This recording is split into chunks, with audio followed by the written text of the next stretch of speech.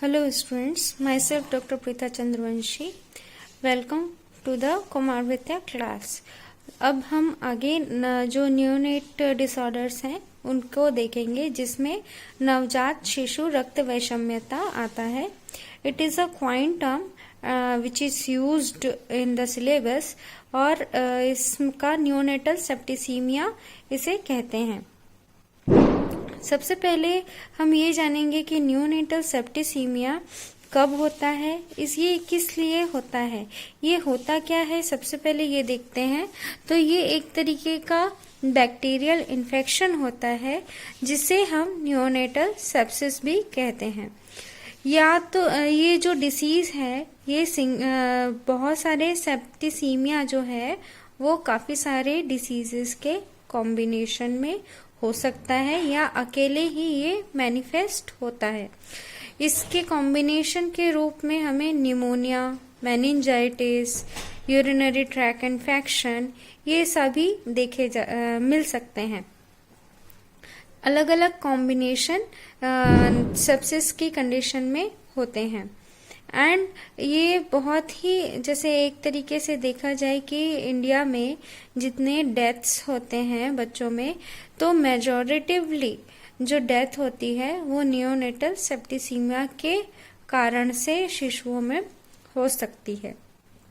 क्योंकि hygiene condition यदि maintain नहीं किया जा रहा है, तो हाइजीन कंडीशन मेंटेन नहीं किए जाने के कारण इस तरीके की कंडीशन डेवलप हो जाती है। और बच्चे बहुत ही डेलिकेट होते हैं, तो उस कंडीशन में बहुत ही उनका इम्यून सिस्टम अच्छे से डेवलप नहीं होता है, तो जिस कारण से वो डेवलपिंग फेज में होता है, डेवलप होता रहता है। और अगर जो इम्यून सिस्टम है वो प्रॉपर डेवलप नहीं हुआ है, तो सेप्सिस की कंडीशन मतलब इन्फेक्शन की कंडीशन बहुत ही आसानी से बच्चों में हो सकती है। जो इन्फेक्शन है वो अधिकतर इन्फेंट्स को फेस करना पड़ता है। लेकिन अगर हम ये देखें कि ये किन बच्चों में अधिकतर पाया जाता है, तो वो है जो बच्चे स्मॉल फॉर गेस्टेशनल एज होते हैं, और साथ साथ में ही जो प्री मैच्योर इन्फेंट्स हैं, ऐसे बच्चों में ये कंडीशन ज्यादातर देखने को मिलती है। प्री मैच्योर इन्फेंट्स और स्मॉल फॉर गेस्टेशनल एज। अब अगर हम आगे और देखें इस डिसीज के बारे में, तो इसमें जो 30 से 50% तक के न्यूनेटल मोर्टेलिटी की कंडीशन है वो डेवलप होती है सेप्सिस के वजह से, सेप्सिस के कारण से। तो इस न्यूनेटल डिसीज में मेनिंजाइटिस, सेप्टिसीमिया, निमोनिया, आर्थराइटिस ये सभी कंडीशंस भी हो सकती हैं। इनके कॉम्बिनेशन हो सकते हैं। अब आगे देखते हैं कि ये कंडीशन कैसे डेवलप होती है। तो जो इन्फेक्शन है वो अगर किसी एक लोकल एरिया पर हुआ, लोकल एरिया पर जब इन्फेक्शन होता है, उसके बाद में इसमें इन्फेक्शन उस जगह लोकल एरिया में बैक्टीरियल इन्फेक्शन होने के बाद में, जब ये बैक्टीरियल इन्फेक्शन है वो ब्लड स्ट्रीम में आ जाता है, ब्लड स्ट्रीम में वो बैक्टीरियल इन्फेक्शन एंटर कर जाता है। तो वहां एंटर करने के बाद में जो हमारा इम्यून सिस्टम है वो इन जो बैक्टीरियाज हैं उनके अगेंस्ट फाइट करता है। अब जब ये फाइट कर रहा है उसके कारण अब अगला स्टेप क्या होता है कि जब बैक्टीरिया एंड इम्यून सेल जो है वो फाइट कर रही हैं और ब्लड स्ट्रीम में आ गई हैं, तो वो एक जगह से दूसरी सभी ऑर्गन्स में फैल जाते हैं और वो अनकंट्रोल्ड इन्फ्लेमेशन को कारण बनते हैं। इन अनकंट्रोल्ड इन्फ्लेमेशन के कारण आगे क्या होता है कि एक ऑर्गन तो अफेक्टेड था ही, अब उसके बाद में और भी बाकी सारे ऑर्गन्स अफेक्ट होंगे। तो बाकी के जितने ऑर्गन्स हैं उनको डैमेज हो रहा है। एक जगह लोकलाइज्ड जो इन्फेक्शन है वो आ गया ब्लड स्ट्रीम में इम्यून रिस्पांस हुआ उसके का, और चूंकि ये ब्लड स्ट्रीम में आ गया है वो दूसरे भी ऑर्गन्स को अफेक्ट कर रहा है। दूसरे ऑर्गन्स को अफेक्ट करने के बाद में वो डैमेज कर रहा है दूसरे ऑर्गन्स को।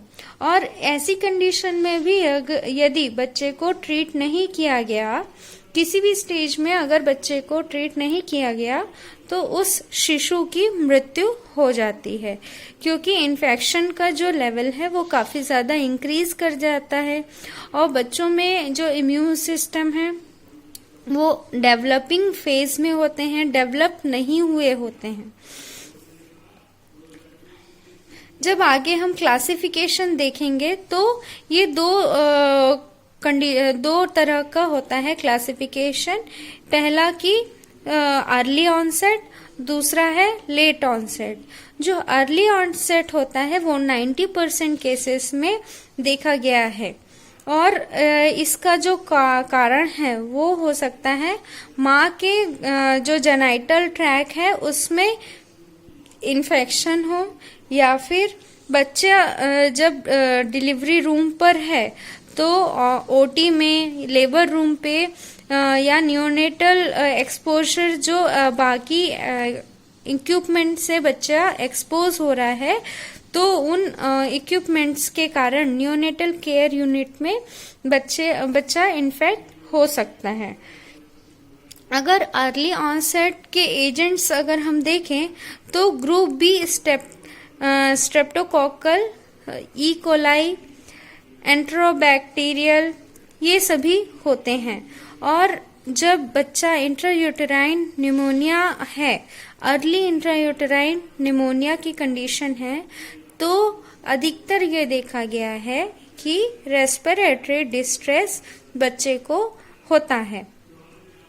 अब आगे ये देखेंगे कि जो ये लिमिट है 1 वीक के पहले ही जो मैनिफेस्ट होने की कंडीशन है, वो कंडीशन जो है वो जो 24 घंटे के पहले होती है, ये कंडीशन 85% में देखी गई है। मतलब जो 85% केसेस हैं उनमें 24 आवर्स के पहले ही हमें जो ऑनसेट है वो देखने को मिलेगा, और 5% केसेस में हमें 24 to 48 आवर्स में लक्षण देखने को मिलेंगे, और 10% केसेस में 2 to 6 डेज में हमें लक्षण एग्जीक्यूट होते हुए, लक्षण दिखते हुए मिलेंगे।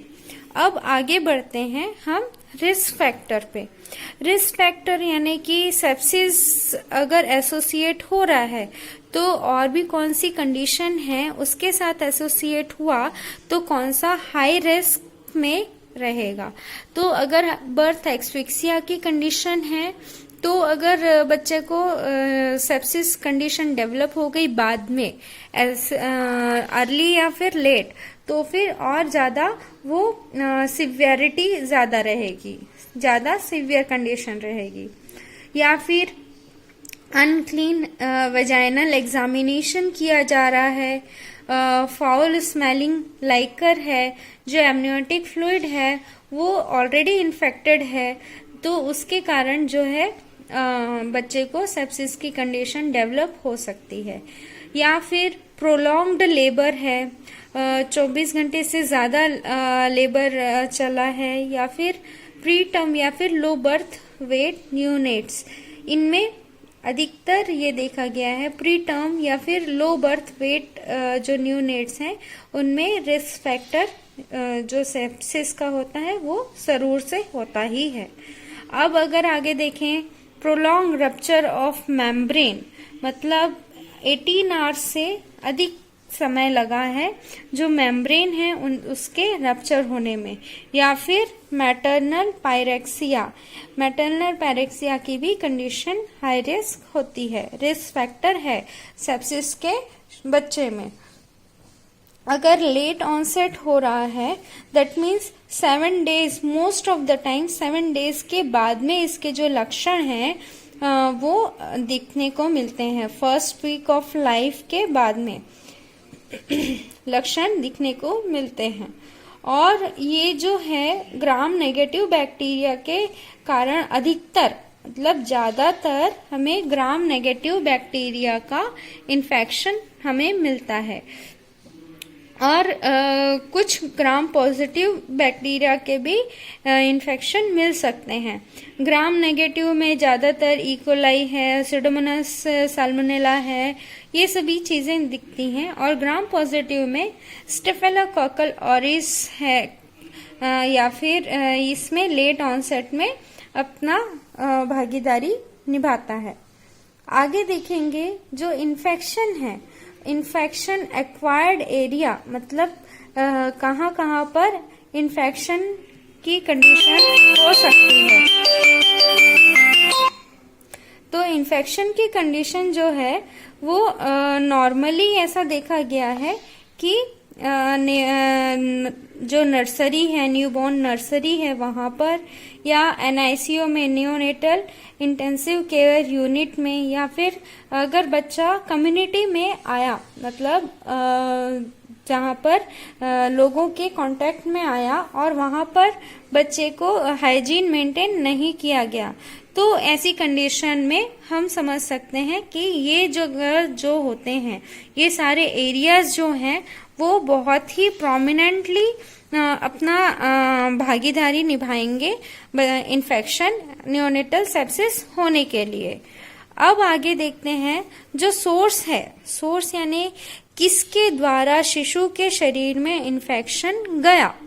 तो सोर्स जो है लेट ऑनसेट का इंक्यूबेटर हो सकता है। वहीं अर्ली ऑनसेट में हमने मदर के वेजाइनल कनाल को देखा, वहां वो हो सकता है। या फिर लेट ऑनसेट में रिससिटेशन के जो इक्विपमेंट हैं वो हो सकते हैं।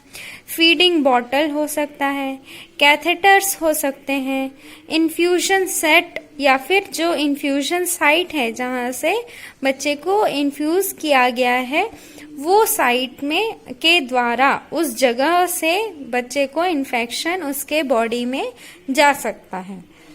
तो ये सभी सोर्स हो सकते हैं जो न्यूबॉर्न है उसमें इन्फेक्शन के। अब आगे हम देखेंगे कि जो क्लिनिकल फीचर्स हैं वो बच्चे का अगर इम्यून सिस्टम कॉम्प्रोमाइज्ड है, डिक्रीज्ड है, तो हमें ज्यादातर देखने को मिलता है। और अगर जैसे हमने पहले भी देखा वेरी स्मॉल या फिर प्रीटर्म चिल्ड्रंस हैं, तो ऐसी कंडीशन में सेप्सिस की जो क्लिनिकल फीचर्स हैं वो ज्यादातर देखने को मिलते हैं। या फिर जो अर्ली मैनिफेस्टेशन है, मतलब जल्दी अगर मैनिफेस्टेशन हो रहा है तो सबसे पहले बच्चे के बिहेवियर में हमें चेंजेस देखने को मिलेगा, या और बच्चे के फीडिंग पैटर्न, जो इस तरीके से फीड लेता था उसके पैटर्न में चेंजेस देखने को मिलेगा। बच्चे में इरिटेबिलिटी जो है वो बढ़ जाएगी। और ग्रेजुअली अचानक से सारे सिम्टम्स जो साइन एंड सिम्टम है वो हमें ग्रेजुअली भी दिख सकते हैं या फिर सडनली भी देखने को मिल सकता है। क्लिनिकल फीचर में लिथार्जी हो सकता है या अनकॉन्शियसनेस हो सकता है, इनएक्टिव या फिर अनरिस्पॉन्सिवनेस हो सकता है।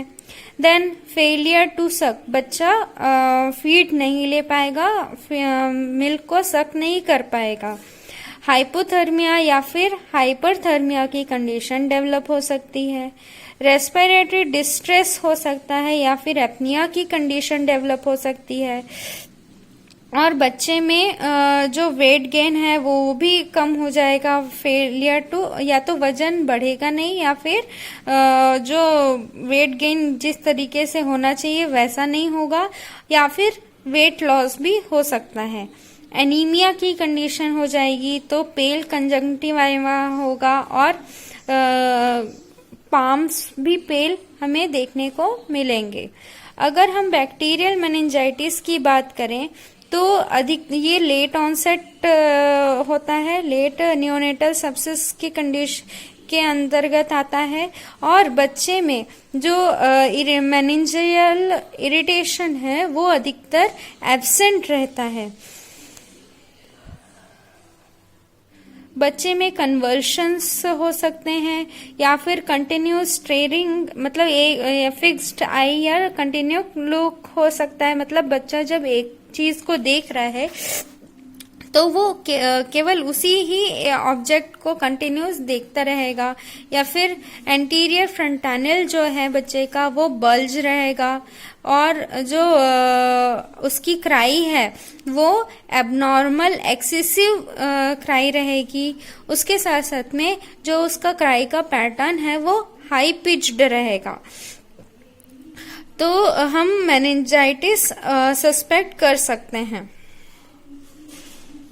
और अगर हमें डायग्नोसिस करना है तो जैसे ब्लड इन्वेस्टिगेशन हम करा सकते हैं, तो ल्यूकोपनिया, एलिवेटेड बैंड न्यूट्रोफिल्स हमें मिलेगा, राइज्ड ESR रहेगा, then CRP C reactive protein ये भी हमें पॉजिटिव मिल सकता है। और जब हमें स्पेसिफिक एंटीबायोटिक की थेरेपी स्टार्ट करनी है उस कंडीशन में जो ब्लड कल्चर है या CSF एग्जामिनेशन है वो मैंडेटरी होता है, वो करना ही चाहिए। अब आगे अगर मैनेजमेंट को देखें तो बच्चे में सबसे पहले जो बहुत ही इम्पोर्टेंट चीज है वो है टेम्परेचर। तो थर्मोन्यूट्रल एनवायरनमेंट हमें मैनेज करना है बच्चे को, ना ही हाइपोथर्मिया होना चाहिए, ना ही हाइपरथर्मिया होना चाहिए, ना उसका शरीर ठंडा होना चाहिए, ना ही बहुत गर्म होना चाहिए। और इसके साथ साथ में हमें IV फ्लूइड स्टार्ट करना है, इंट्रावेनस इन्फ्यूजन स्टार्ट करना है, रिहाइड्रेशन करना है, डिहाइड्रेशन को मेंटेन करना है, हाइपोग्लाइसीमिया, एनीमिया और शॉक ये सभी कंडीशंस को मेंटेन करना है, एंटीबैक्टीरियल थेरेपी शुरू करनी है। और इसमें एम्पिसिलिन, जेंटामाइसिन इन सभी पेनिसिलिन्स को हमें बच्चे को देना है। अगर हॉस्पिटल एक्वायर्ड है तो हमें क्लोसासिलिन एंड अमाइनोग्लाइकोसाइड्स के कॉम्बिनेशन बच्चे में देना चाहिए, जैसे कि जेंटामाइसिन और अमीकासिन। ओके। और बच्चे में जैसे अगर और भी क्रिटिकल कंडीशन है, बहुत ही क्रिटिकली सिक न्यूनेट है, तो फिर उसमें ब्लड एक्सचेंज ट्रांसफ्यूजन करना चाहिए। एक्सचेंज ब्लड ट्रांसफ्यूजन मैंडेटरी होता है। अब यहाँ पे हमारा जो सेप्सिस है, नियोनेटल सेप्सिस है, वो फिनिश होता है। Thank you so much.